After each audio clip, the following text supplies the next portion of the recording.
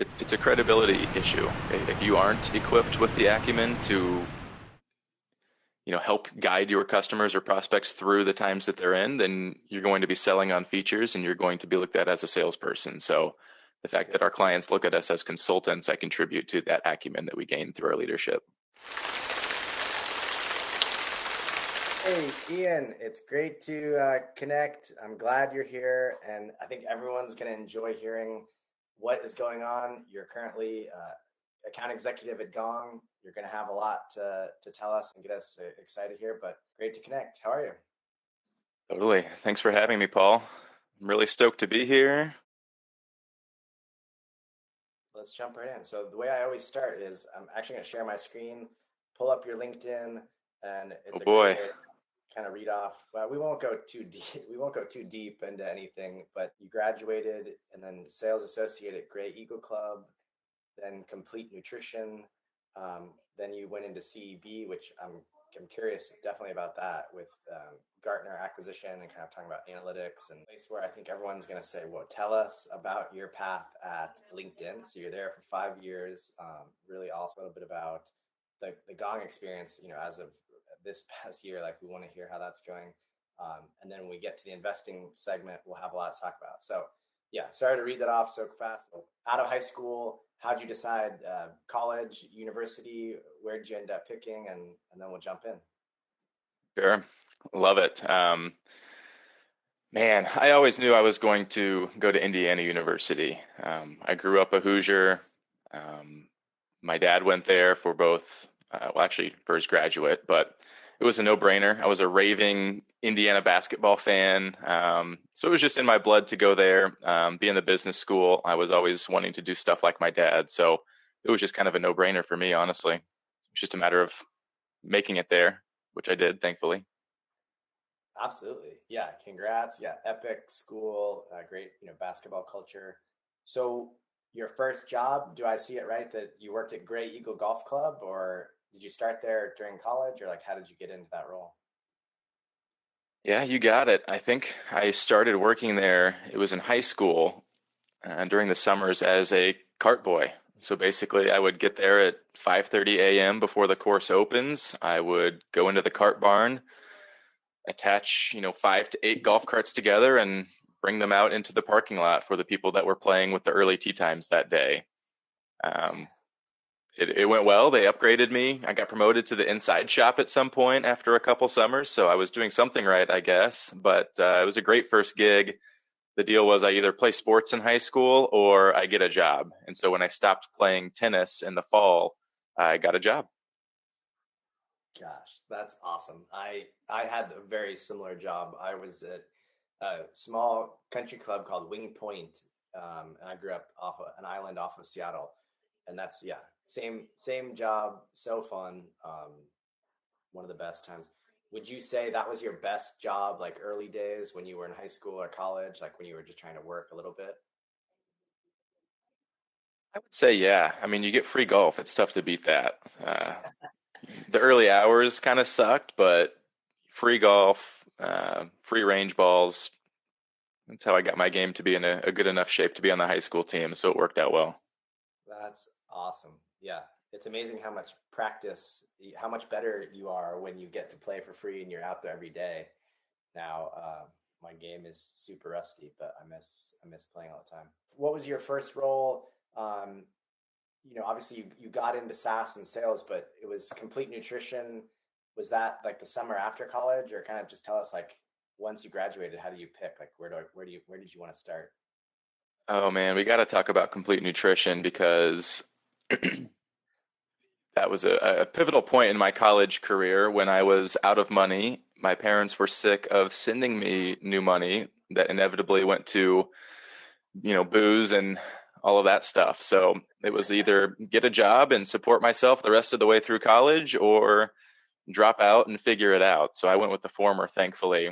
A good buddy of mine gave me a job at Complete Nutrition, and coincidentally enough, that was my first sales gig. I was pretty much purely commission based after a minimum wage salary, if you will. So it was my first chance to actually sell something on commission, do discovery on you know, old men and old ladies looking for their vitamins and, meatheads looking for their supplements. So it was a really interesting environment for me. It was also the first time I was laid off from a job, the first of two times that I've been laid off from a job. So, great experience all around, toughened me up, my first sales gig. So it was a great experience overall. Oh, what was the second role where there was a wind down or you got laid off? That was LinkedIn when COVID hit. Oh my goodness. Okay, I want to get to to the obviously the pre-COVID and right when LinkedIn when that happened, but Sure. um, when you got to was CEB and Gartner, had they been acquired, or what did you pick up when you were in that role as a BDR? That was my first real job, I would say. And it was pre-Gartner days. Gartner was actually a competitor at the time. But man, that was a tough job. Another job by necessity, Paul. It was either once I graduated college, since I didn't really have any offers from the big four coming out of business school, it was basically move home with my parents and go back to Gray Eagle as a cart boy, or, take this sales internship that this company reached out to me about over email. So that's how I got there. It was, 100 to 200 cold calls. I was in the finance segment, so I was calling CFOs at 6 in the morning or 6:30 p.m. before or after their day. It was a hard job, man, but I made some of my lifelong friends there who were also in the trenches with me. Um, I met some people in my network that ultimately hired me when I was laid off from LinkedIn that I met when I was at CEB. So I am so thankful for that initial experience. I would not trade it for the world. I appreciate you sharing that. Yeah, because it can be hard when you're first starting out. Like when you graduate, you don't want to take a job that's really, demeaning or that has no upside. But it's funny. I mean, I felt the same way. I did, probably, 1 to 2 to 3 years where it was SDR. It was all cold calling outbound, like grinding. And I think I mean, it definitely builds a foundation and like, yeah, you make a lot of friends and it's something you remember. So I think, Yep. how did you know that you wanted to get the job at LinkedIn? And then where did you start? What was your first role? I had no concept of what working at LinkedIn meant. I had no concept of really what working anywhere but CEB in that moment meant. I was so naive, coming out of college that I just assumed I would be at CEB for a long, long time. But a colleague of mine had left to go to LinkedIn and he kept bugging me. Shout out to my boy, Ben Becker. But he kept saying, dude, you just got to come in for lunch one day. Just come in for lunch, check out the office. That's all the pitch that I will need to tell you. So I took him up on it one day and I saw the beautiful office, the cool, tech culture. That was a pretty stark contrast from the kind of cubicle white wall type of environment that CEB was at the time. And I was sold. So I went through the interview process and got the gig. It was a lateral move, but ended up being a launch pad for my career. And, don't regret that one bit either. It's one of the best decisions I've ever made. Hell yeah. And that was the LinkedIn in Chicago. You got it. Yeah, never been. Chicago is high on my list, but the LinkedIn San Francisco office, I know very well, and it had that kind of, this great lobby, this great kind of entryway, and when you go up to the top, there was yeah, a phenomenal lunch setup and a really nice balcony, and there was felt like a good couple years where LinkedIn was always hosting these, Friday happy hours. The deck with the view was pretty awesome, and hopefully that there's some more of that in the next year. I think I left a legacy of, you know, in that culture because I had a hoverboard at my desk. So I would ride around on the office on my hoverboard, and that's how I caught a few eyeballs that maybe wouldn't have paid attention to me otherwise unless I was floating past them. What was kind of your territory? Um, I think that would be interesting for a lot of people. Yeah, the journey was fairly generic in the sense that, as I went more up market from a BDR to an AE1 to an AE2, my account list got smaller, the size of my accounts got larger. But I was in the talent solutions segment, which was, especially at the time, LinkedIn's big money maker. It was what it was kind of known for in the corporate world. So I was selling recruiting solutions, LinkedIn Recruiter, where you can get extra access to the network as a recruiter and reach out to folks, branding solutions to make sure that your brand did the talking and attracted the right types of people. So it was a really fun, really hot space, especially from 2015 to 2020 when we were in a raging bull market. So I didn't have necessarily like a geographical territory, but I had anywhere from 200 to 1,500 accounts depending on where I was at that journey from BDR up to mid-market AE. The the LinkedIn and the COVID, can you take us back to November, December of 2019 and or January, February, March of 2020? And then I think March 15th was when, everything started really locking down. What do you remember about that time period? Everything. Uh, I remember being at my desk when this thing first hit, and we all laughed it off and made jokes about it. And then I remember getting the email that says, "Hey, indefinitely, you'll be working from home," and that was a wow moment for sure. And then I remember going to bed one night, a happy LinkedIn employee, going to President's Club, life was good, and then getting a phone call from my buddy Enzo at 2 in the morning saying, "Hey man, did you see this email? Like, I think we might be getting laid off tomorrow." Um, and then I remember hopping on that meeting, and the CEO that was made fun of for crying when he let go of a bunch of people over Zoom, and people just nailed that guy. Well, they don't realize LinkedIn was the first company to do that when COVID hit. We got on a Zoom call with 100, 200 other of my best friends and employees at LinkedIn, 5-minute spiel from the head of sales and the head of HR about how we were no longer needed, and that was that. Um, so that's kind of how it went down. But again, one of those things that ended up being one of the best experiences for me personally, professionally. No hard feelings. It's business. It was just a wild, wild time, that's for sure. There's so many people this year that have felt something like that, where it's out of their hands. It's something that happened, at a board level decision or at an executive level decision, and it's all about, which offices and which teams and which products are going to continue to be supported and which are just going to be sunset. Yeah. And That's what would have been nice to have known is just some clarity around why I was on that list.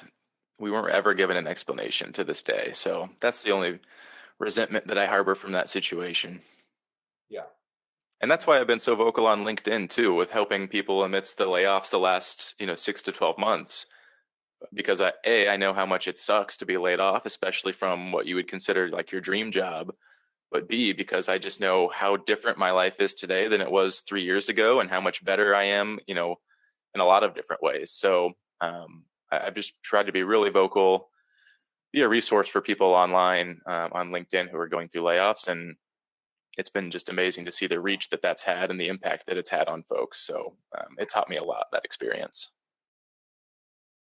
step. So how did you get into Gong? Yeah. I was one of Gong's first customers ever at LinkedIn, actually, back in 2015 or 16 when they rolled it out to us as part of a proof of concept, basically. And I fell in love with it. You could maybe call it product-led growth, where I was in this thing thinking, "Holy cow, this is helping me in so many different ways. I got to tell my friends." Like, so it was always kind of a dream company. They had a killer marketing team too, so I was always sharing their, Gong Labs stats when I was at Mediafly, and it was just one of those dream companies that I just never had the right time, right place to get involved. And then a former mentor of mine, who is now my current manager, started reaching out to me saying, "Hey, I've got this role. It's perfect for you. Here's all the great things that are going on here at Gong." I had only been at Mediafly for like 10, 11 months, so I wasn't too compelled to leave, but he was persistent and got me over there eventually with, the Gong vision and the Gong story. I agree with you on the marketing standpoint. Like they just stand out. I think it's been JZZ, Gong Labs. I met him actually in San Francisco, and like it's a whole group that they do really good data. They do high level, industry stats, and it's kind of like all this material that just helps sales account executives, sales managers, and sales leadership. Irrespective of if they've actually used Gong yet. So from a marketing play, like it's a really strong, and it resonates, I think, across most SaaS and B2B SaaS. So Yep. what is something you can share with us that when you're inside at Gong and you're on the team?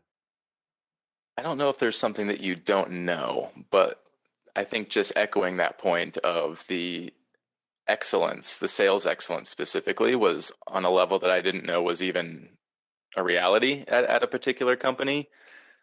You've got some of the best sales leaders that I've ever worked for that are actively involved in making sure excellence is, extrapolated across every role and every customer touch point.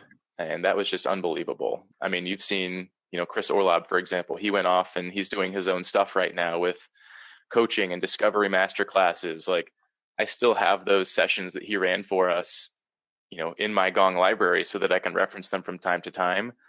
So I think it was just the sales excellence shocked me. And then the innovation and the speed of innovation is something that you might not see from the outside on a day-to-day basis.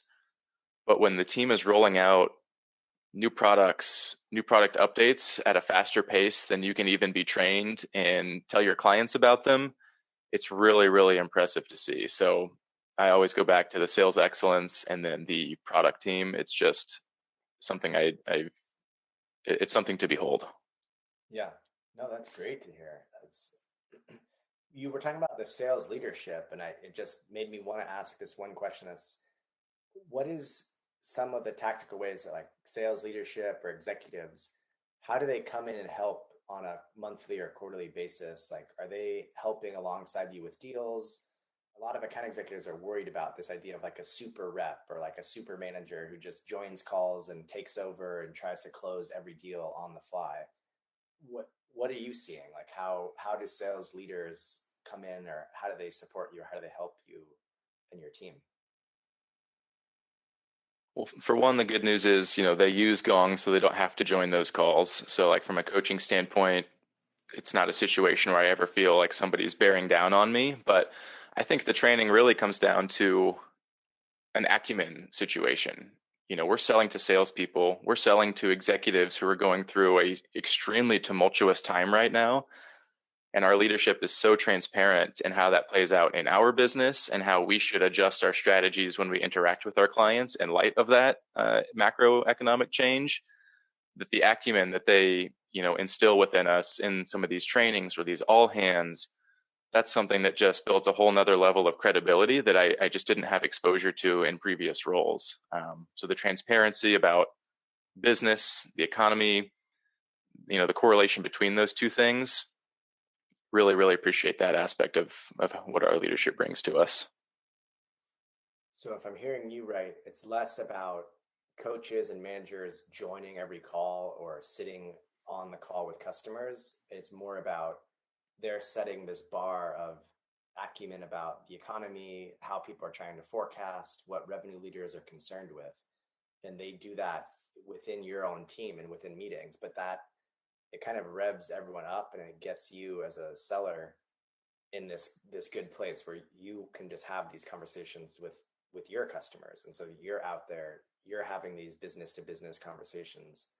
um is that Yeah, it's a credibility issue. If you aren't equipped with the acumen to, help guide your customers or prospects through the times that they're in, then you're going to be selling on features and you're going to be looked at as a salesperson. So the fact yeah, that our clients look at us as consultants, I contribute to that acumen that we gain through our leadership.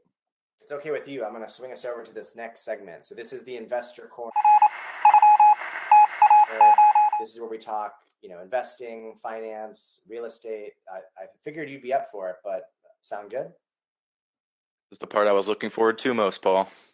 I think you're a perfect person to hear from. How do you look at just the first step of investing? I read a book recently recommended to me by an old colleague called Just Keep Buying. And without going down the various nuances of my investing strategy, that's been the overarching theme. Um, whether it be real estate, stocks,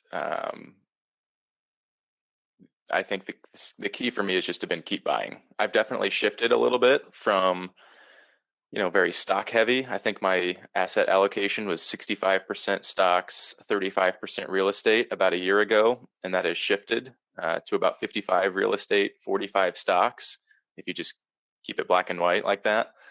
So it's definitely shifted. Um, but I think just keep buying has really been my main strategy. I made my first angel investment. I think that's maybe the only kind of wacky thing that's not just real estate or stocks, but that was a pretty cool experience through AngelList. Okay. Yeah, let's go a little deeper there, and then let's go back to the investing with stocks and equities. So yeah, tell us, how did you get into this angel list? Did you do a syndicate? How did you kind of get comfortable with that? Well, I'm definitely not comfortable with it. It's still something that's new to me. But I read, again, a lot of book recommendations here, but my manager, he recommended Jason Calacanis's book called Angel. He's the um, co-host and moderator of the All In podcast, which is my number one Saturday activity every single week now. It's a little plug for the All In besties there, but read Jason's book on angel investing. It got me really excited about it. His whole thing is kind of place a lot of bets over time. Of course, only what you can afford to lose, but place a lot of these different bets, and you really just need one or two to kind of pop big. Obviously, easier said than done, but it just got me excited about another way to diversify outside of single stocks and index funds and real estate, and have a little bit more of a front and center view to what some of these startups are doing. And then, yeah, AngelList is super easy to use. I did not join this investment through a syndicate. It was through a personal relationship of mine. So that's how it went down.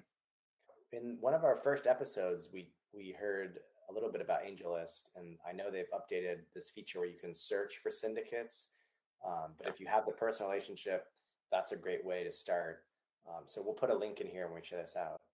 So, well, congrats on that piece. And I agree with like one or two of these small bets. If they can pay off, then that is great. I think Jason, one of his first investments was Uber, so, or one of his best. So congrats. I mean, yeah, I think we're all looking for one of those.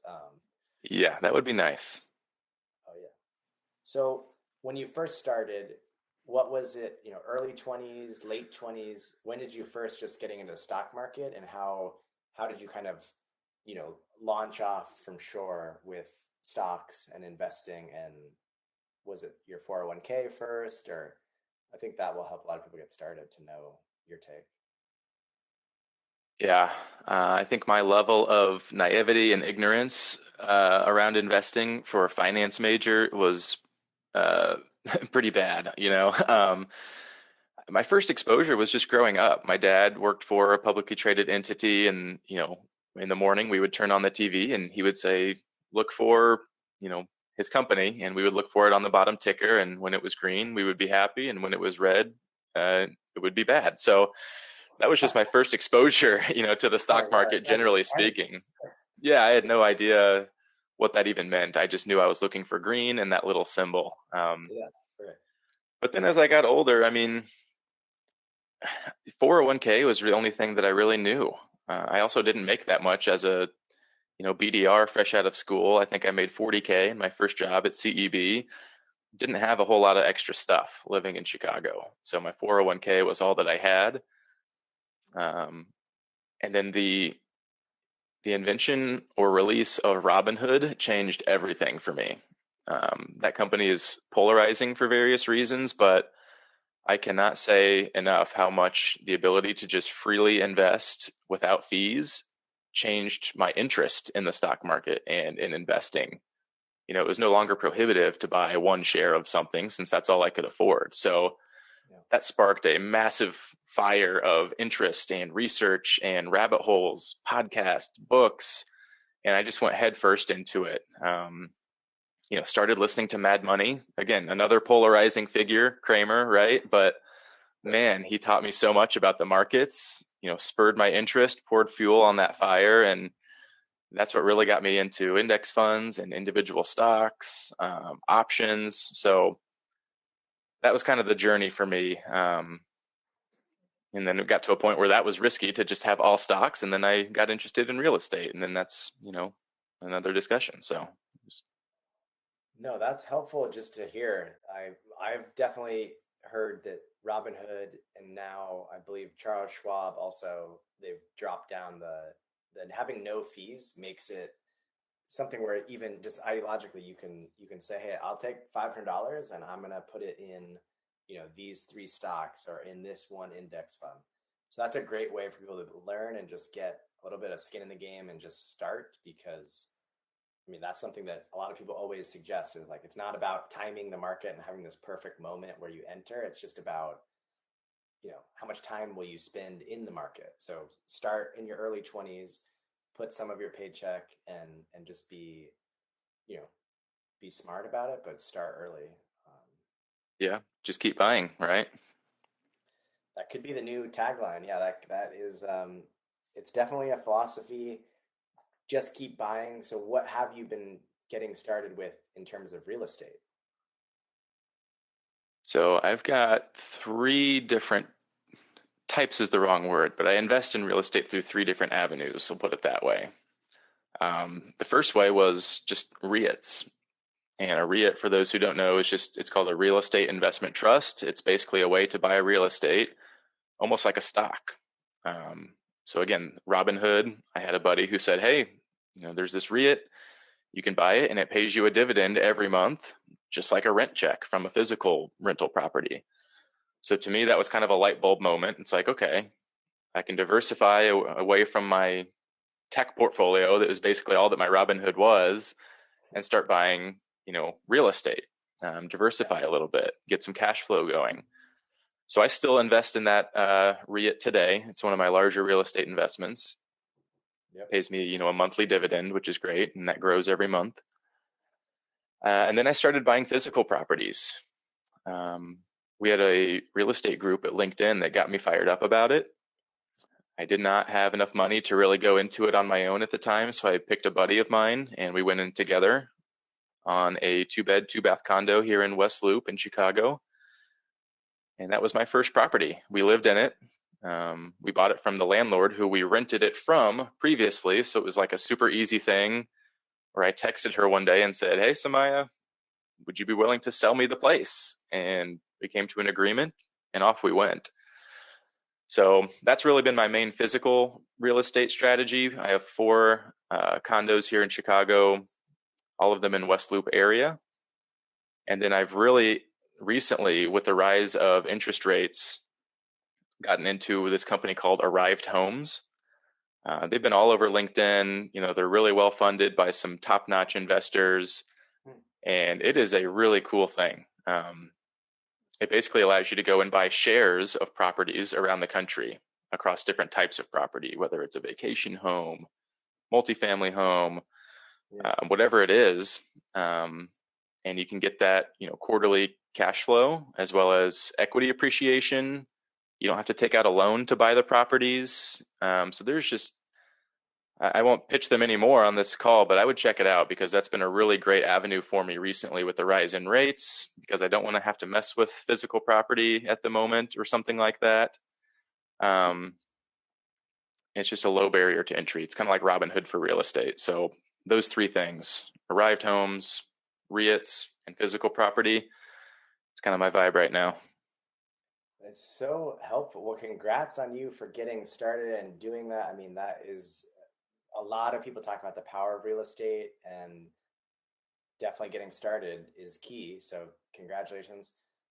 I'm just curious for the people who kind of worry about managing all the properties or managing the landlords and the rental process and have you started to feel that? Like, are you owning and overseeing all 4 properties, or have you used some sort of like a landlord platform?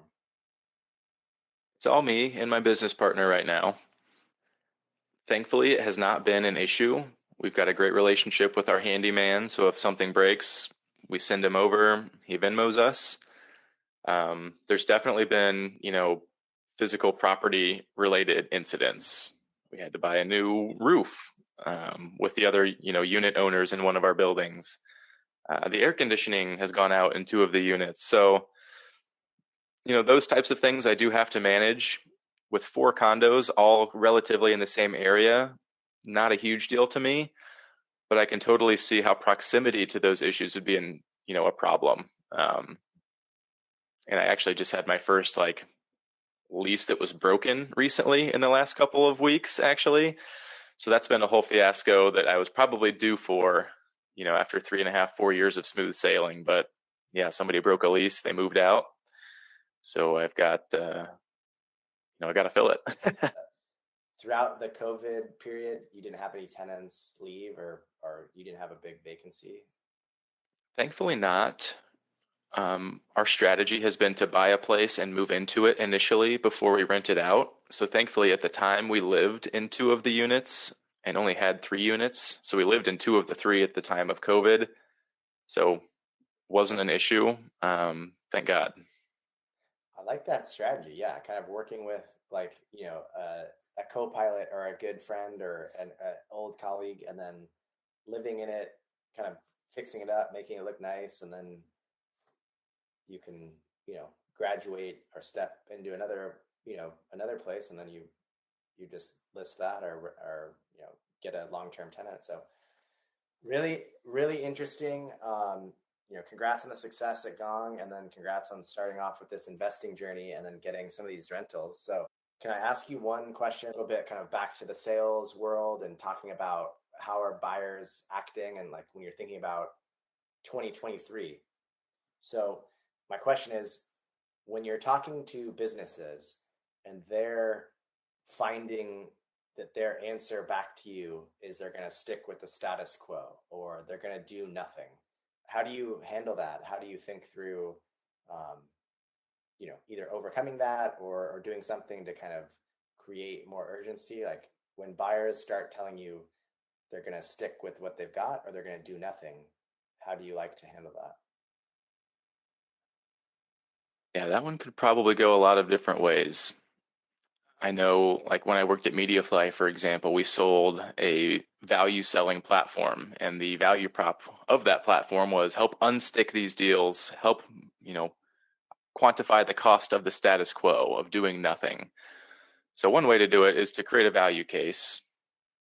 In this current environment, that can be tough to do because at the end of the day, they still have to have a cash outflow to realize said business case. And right now, a lot of companies just simply aren't spending cash. So I think you have to have a little bit of empathy for the current scenario. And then I always kind of defer to storytelling. They're not the only ones that have had trouble moving from the status quo to something new. And so telling a story of somebody that's similar to them that has moved from the status quo and then realized XYZ value, I always like to reframe things like that through a story. Takes the focus off of me, takes the focus off of them. So it's a kind of a more frictionless way to go about selling, in my opinion. Phenomenal advice.